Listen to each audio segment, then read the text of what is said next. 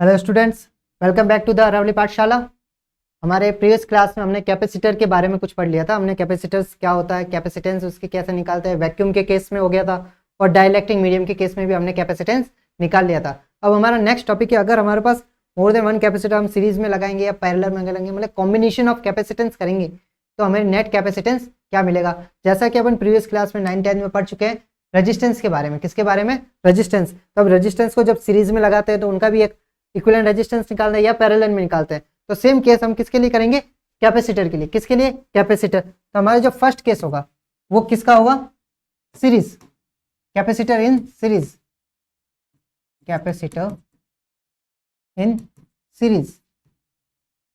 Okay, ध्यान से देखिएगा, मतलब समझिए इसका अगर आपको रेजिस्टेंस आता है तो उसका ऑपोजिट है। ये क्या है? ऑपोजिट। चलिए ये हमारे कुछ कैपेसिटर बना लेते हैं हम। ठीक है, अभी के लिए हम 3 कैपेसिटर बना रहे। कितने? 3। ये तो हमारा C1 है, ये C2 है, ये C3 है। ओके, अब क्या होगा अगर मैं इन पे पोटेंशियल की बात करूँ तो हर एक पोटेंशियल डिफरेंट होगा क्योंकि सीरीज में पोटेंशियल डिफरेंट होता है। लेकिन अगर मैं इसमें चार्ज फ्लो की बात करूँ, यहाँ से एक क्यू चार्ज दिया मैंने, ठीक है ना, क्यू चार्ज, तो इस पर क्या होगा? Plus Q minus Q, plus Q minus Q, plus Q और माइनस क्यू। मीन्स चार्ज क्या होगा? सेम होगा सबके लिए, लेकिन पोटेंशियल क्या होगा? डिफरेंट। तो सिंपल सी पोटेंशियल इक्वेशन लिख लेते हैं कि नेट, यहाँ से मैं जो पोटेंशियल दूंगा यहाँ और यहाँ के बीच में मैंने बैटरी लगा ली, तो नेट पोटेंशियल जो होगा V = V1 + V2 + V3 और 3 कैपेसिटर की बात कर रहे हैं अपन। ठीक है, अब V क्या हो जाता है? ये तो हमारा फिक्स हो गया, लेकिन चार्ज और एंड Q क्या हो जाएगा? Q1 = Q2 = Q3। सभी के ऊपर चार्ज फ्लो क्या होगा? कैपेसिटर सीरीज में अगर होता है तो चार्ज सेम होगा। चार्ज क्या होगा? सेम होगा। ओके, तो हम कैपेसिटर का फॉर्मूला जानते हैं कि V को हम क्या लिख सकते हैं? इसको यहाँ से फॉर्मूला है ना हमारे पास, Q = CV। तो V क्या हो जाएगा? Q/C। V की जगह क्या लिख सकता हूँ मैं? Q/C। ठीक है, और V1 की जगह Q/C1 + Q/C2 + Q/C3। सब Q कॉमन है, कॉमन आउट लेके कैंसिल आउट कर दीजिए। तो 1/C = 1/C1 + 1/C2 + 1/C3। ठीक है, तो ये तो हमारा क्या हो गया? 4 n capacitor in series combination. For n capacitor 1/C equivalent की बात करें तो C इक्वल लिख लीजिए 1/C1 + 1/C2 plus dot dot dot dot dot plus 1/Cn। तो ये हमारा क्या हो जाएगा? Equivalent capacitance if all our capacitance are connected in series combination। किस कॉम्बिनेशन में? Series combination. किसकी बात कर रहे हैं अपन? सीरीज कॉम्बिनेशन की बात कर रहे हैं। ठीक है, ये हमारा किस केस में होगा? जब कैपेसिटर किस टाइप में से जुड़ेंगे? सीरीज में। अब नेक्स्ट केस क्या बोलता है? If the capacitor are connected in parallel combination.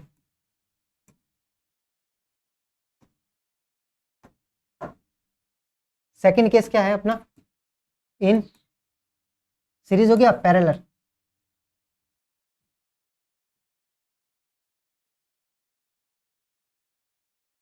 ठीक है ना, पैरेलल कॉम्बिनेशन कैसे?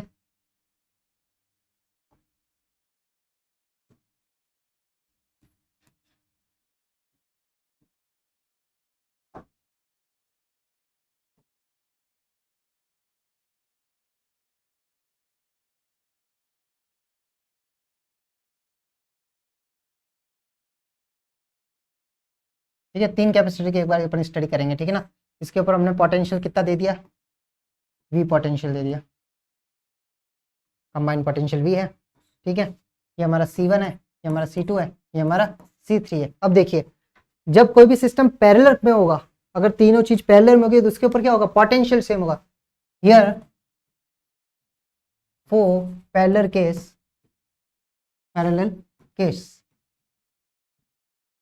V = V1 =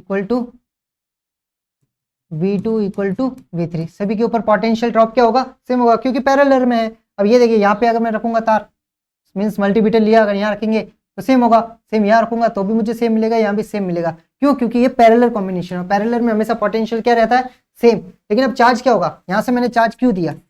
तो सब में अब देखिए डिफरेंट जाएगा, सबकी धारिता अलग है, कैपेसिटेंस अलग है, तो सबके लिए अलग अलग जाएगा, क्योंकि अब क्या सीरीज में नहीं है। सीरीज में होता तो क्या होगा, एक में से सीधा निकलता और वापस बैक टू तो बैटरी आ जाता, लेकिन अब क्या है, सब अलग अलग है। तो इसमें Q1 जाएगा, इसमें Q2 जाएगा, इसमें Q3 जाएगा। ओके, लिख लीजिए। And from the charge conservation, from the charge conservation, charge conservation ही हुआ ना, यहाँ से Q निकला तो नेट Q क्या होना चाहिए, सम होना चाहिए, सम इनका, from the charge conservation.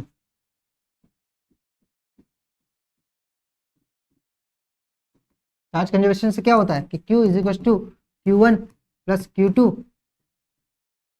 Plus Q3, Q is equal to क्या होगा CV, ये क्या हो जाएगा CV is equal to C1V, सबका सेम ही है ना, V1 लिख लीजिए, चलिए एक बार, फिर C2V2 plus C2V2 plus C3V3, क्या हो जाएगा V1 V2 V3 तो कॉमन है, कॉमन लेके कैंसिल आउट कर दीजिए, तो C इक्विवेलेंट क्या हो जाएगा अपने C1 plus C2 plus C3 और 4n,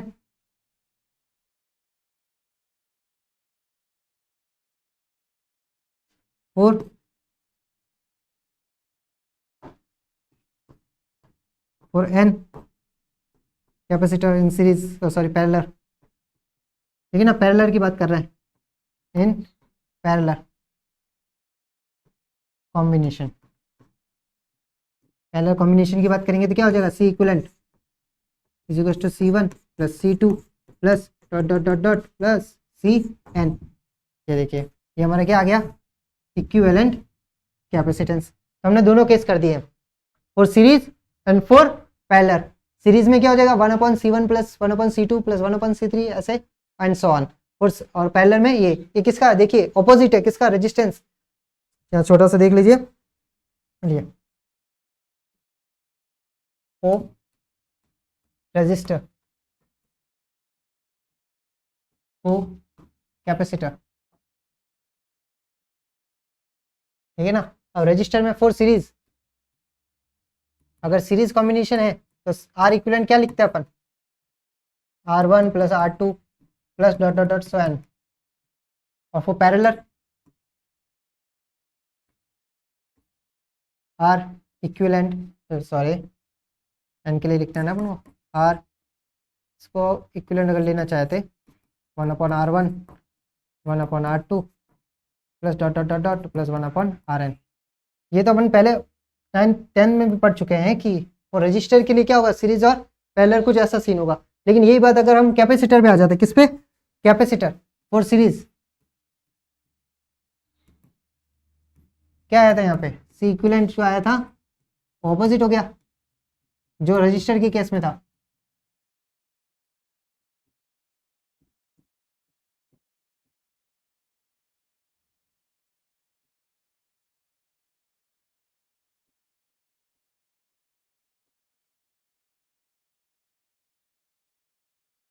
ठीक है ना, तो ये डिफरेंस है किसमें, रजिस्टर और कैपेसिटर में। ठीक है, रजिस्टर में सीरीज में सम कर देते अपन डायरेक्ट, और इसमें 1 करके सम करेंगे, इनवर्स का सम, उसमें क्या करते थे, इसका ऑपोजिट।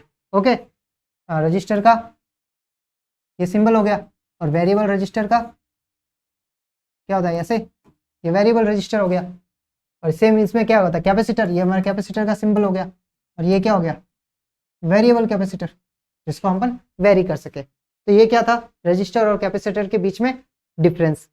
ओके, और अब हमारा लास्ट टॉपिक है इस चैप्टर का, एनर्जी स्टोर्ड इन कैपेसिटर।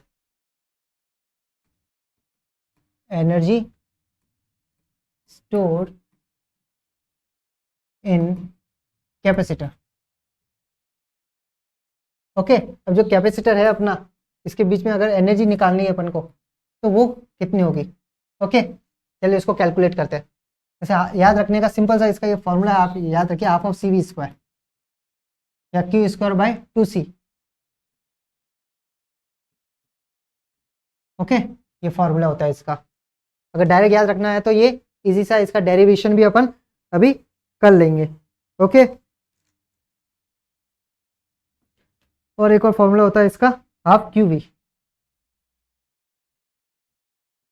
ठीक है, ये है इसका energy stored into the in capacitor. अब यहाँ पे जो है ना, ये इसके बीच में जो एनर्जी स्टोर होगी वो अपने मान लीजिए, इसको मान लिया Q मान लिया, इसको माइनस क्यू मान लिया, ये प्लस क्यू है माइनस क्यू है, ठीक है, ये नेगेटिव है, ये पॉजिटिव है अपना।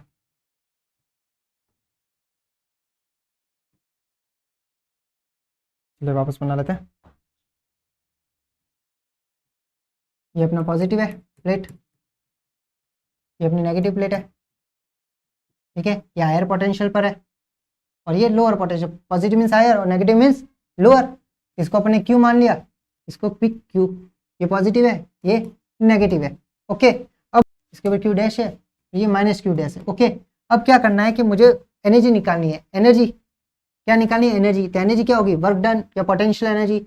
हमें वर्क डन निकालना है, डी डब्ल्यू, डी डब्ल्यू क्या होता है, क्यू वी। हमें चार्ज और पोटेंशियल चाहिए, ठीक है, चार्ज और पोटेंशियल। अब मुझे क्या करना है, नेगेटिव से पॉजिटिव लेके जाना है, इसकी इस प्लेट के ऊपर नेगेटिव में चार्ज है, एक्सेस अमाउंट में चार्ज है, तो यहाँ से मेरे को एक चार्ज लेके जाना है। चार्ज मान लिया मैंने प्लस का डेल्टा क्यू, ये मेरा चार्ज है जो मुझे कहाँ लेके जाना है, प्लस पे लेके जाना है, मीन्स लोअर पोटेंशियल से हायर पोटेंशियल पे लेके जाना है। ये नेगेटिव लोअर पॉजिटिव हायर, तो मुझे क्या करना पड़ेगा, एक वर्क करना पड़ेगा, वर्क डन, तो वो मुझे एनर्जी को रिप्रेजेंट करेगा, ठीक है। डेल्टा क्यू, अगर यहाँ प्लस डेल क्यू कर दिया तो यहाँ माइनस डेल क्यू डैश कर दीजिए, कंजर्वेशन रहना चाहिए ना, कि चार्ज को हम जनरेट नहीं कर सकते ना डिस्ट्रॉय, तो कंजर्वेशन हो गया। अब मुझे वर्क डन चाहिए, work done delta W, D delta Q charge को लेके जाना, तो वर्क डन डेल्टा डब्ल्यू, हमारा चार्ज क्या है, D Q delta Q dash, और पोटेंशियल क्या है, वी, मान लिया पोटेंशियल मेरा वी डैश है, ये डेल्टा क्यू। अब नेट निकालना है तो डेल्टा डब्ल्यू को इंटीग्रेट कर दीजिए आप, ठीक है, इंटीग्रेट करेंगे तो क्या हो जाएगा, डब्ल्यू, ओके। अब वी डैश, अब वी क्या होता है, Q is equal to C V. देखिए क्यू इज इक्वल टू अपना सी वी फॉर्मूला है, अब मुझे वी चाहिए तो क्यू बाई सी हो जाएगा, क्या हो जाएगा, क्यू बाई सी, पुट कर दीजिए इसको, तो क्या हो जाएगा, क्यू वी डैश क्या हो जाएगा, क्यू डैश अपॉन सी, ये 1/c बाहर आ गया, इंटीग्रेशन क्या होगा, ये डी क्यू डैश।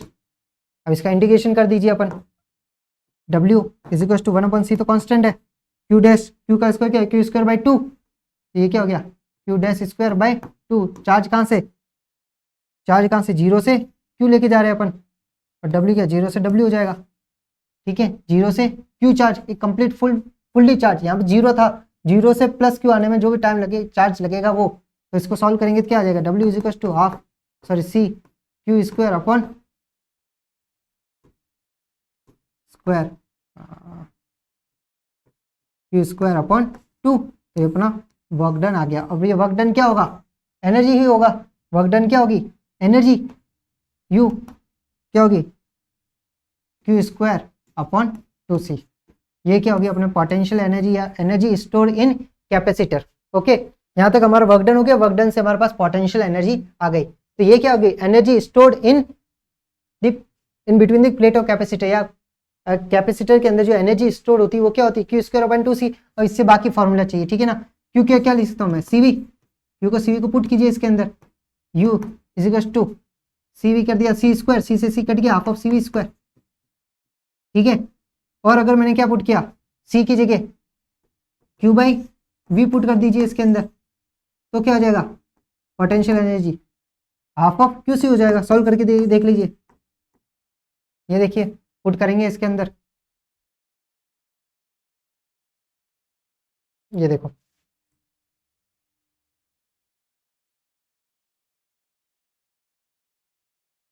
ओके। इसको सॉल्व करते हैं, देखिए Q is U is equal to Q square upon 2c था, ठीक है। अब मैंने क्या पुट किया, सी की जगह क्यू बाई वी पुट कर दीजिए, ठीक है, तो U is equal to Q square upon 2, C की जगह क्यू बाई वी कर दिया, क्यू बाई वी चला गया ऊपर, ओके, वी कट गया, क्या बच गया, U is equal to half of Q V आ गया ना। ये तीन फॉर्मूला आप यूज कर सकते हैं, ओके।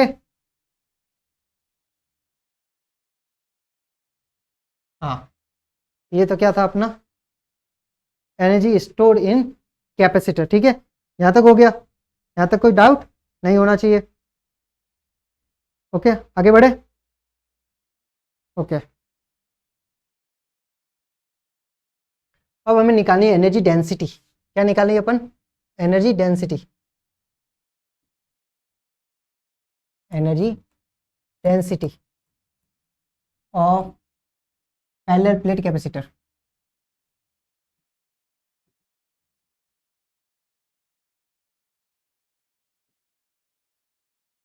ठीक है ना, पैरेलल प्लेट कैपेसिटर के लिए क्या निकालनी है अपन को, एनर्जी डेंसिटी। तो अपनी एनर्जी क्या है, यू या ई जो भी मान लीजिए, एनर्जी ऑफ कैपेसिटर, और फिर यू भी लिख सकते हैं अपन डायरेक्ट, क्या आएगी थी, Q square upon 2c।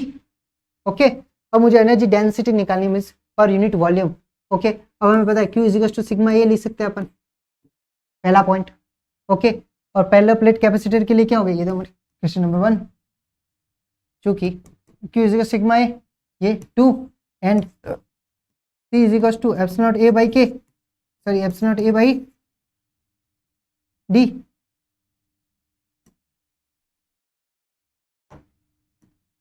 C is equal to क्या हो गया, epsilon naught A by D. Question number 3, इन दोनों की वैल्यू को क्या कर दीजिए, पुट कर दीजिए अंदर। तो ई सी जो आ गया या फिर यू जो आ गया वो क्या आ गया, क्यू स्क्वायर मीन सिग्मा ए का स्क्वायर, सिग्मा ए का होल स्क्वायर 1/2 तो है ही है, into epsilon naught A by D, epsilon naught A by upon C में है ना, एप्सिलॉन ए और डी। बोलिए अब इसको और सॉल्व कर दीजिए, 1/2 क्या हो जाएगा, सिग्मा स्क्वायर ए square into D upon epsilon naught ए, एक ए से एक ए कट गया। ठीक है, अब ये देखिए पैरेलल प्लेट कैपेसिटर है, उसके लिए ई क्या होता है, सिग्मा अपॉन एप्सिलॉन नॉट होगा ना एक साइड में, अगर नॉन कंडक्टिंग है तो सिग्मा अपॉन एप्सिलॉन नॉट लिख लेंगे। ओके, तो इसको अपन सॉल्व करेंगे फर्दर।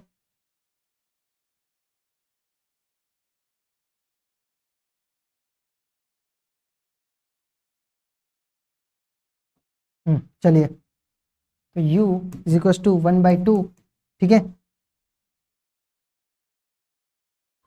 स्क्वायर ए, ओके, ए से ए कट गया, ए डी हो गया, two sigma upon epsilon naught हो गया। ठीक है, एक एप्सिलॉन नॉट से गुना कर दीजिए इसको, तो 1/2 सिग्मा अपॉन एप्सिलॉन नॉट का स्क्वायर, एक एप्सिलॉन नॉट यहाँ ले लिया मैंने, और क्या बच गया, A D.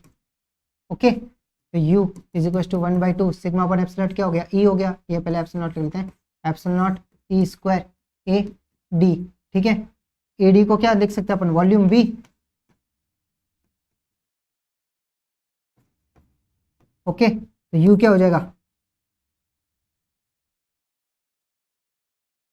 u is equal to 1/2 epsilon naught E square volume, और वॉल्यूम को डिवाइड में लेके जाएंगे तो क्या हो जाएगा, volume energy density per unit volume को क्या बोलेंगे, अगर कोई भी एनर्जी पर यूनिट वॉल्यूम आ गई, एनर्जी पर यूनिट वॉल्यूम, तो उसको क्या बोलेंगे, एनर्जी डेंसिटी। तो क्या हो जाएगी 1/2 एप्सिलॉन नॉट ई स्क्वायर, ये हमारा क्या आ गया, एनर्जी डेंसिटी। ओके, ये हमारा था क्या, energy density of parallel plate capacitor. हमारे पास एनर्जी है क्यू स्क्वायर बाई 2c, हम जानते हैं Q is equal to sigma A होता है, एंड कैपेसिटर को epsilon naught A by D लिख सकते हैं, ये अपने लिख लिया। और जो अपने ये सिग्मा अपॉन एप्सिलॉन नॉट किया है, इसका कहाँ से आया, क्योंकि E is equal to sigma upon epsilon naught. Okay, ये हमने पुट कर दिया, इसको फर्दर सॉल्व कर दिया, वो वॉल्यूम हो गया, वॉल्यूम से एनर्जी को डिवाइड कर दिया तो क्या आ गया, एनर्जी पर यूनिट वॉल्यूम। अब एनर्जी पर यूनिट वॉल्यूम को क्या बोलेंगे, एनर्जी डेंसिटी। तो हमारी क्या हो जाएगी, एनर्जी डेंसिटी किसके लिए, कैपेसिटी के 1/2 एप्सिलॉन नॉट ई स्क्वायर, क्या आ जाएगी 1/2 एप्सिलॉन नॉट ई स्क्वायर। यहाँ पे हमारा ये चैप्टर खत्म होता है। ठीक है, इसके फर्दर हम क्वेश्चंस वगैरह करेंगे, उसके लिए अलग से एक वीडियो बना लेंगे और उसको करेंगे आगे। ओके, तो आज का हमारा ये चैप्टर यहाँ पे खत्म हुआ, चैप्टर नंबर 2। तो अपने चैप्टर को, इस चैप्टर के सारे वीडियोस हो चुके हैं। ठीक है, अपने फ्रेंड्स वगैरह में शेयर जरूर करें इनको, और आगे से आगे बढ़ाए ताकि हम और अच्छे वीडियो आके सामने लेके आ सके। Okay, thank you very much, मिलते हैं नेक्स्ट लेक्चर में। Okay, bye.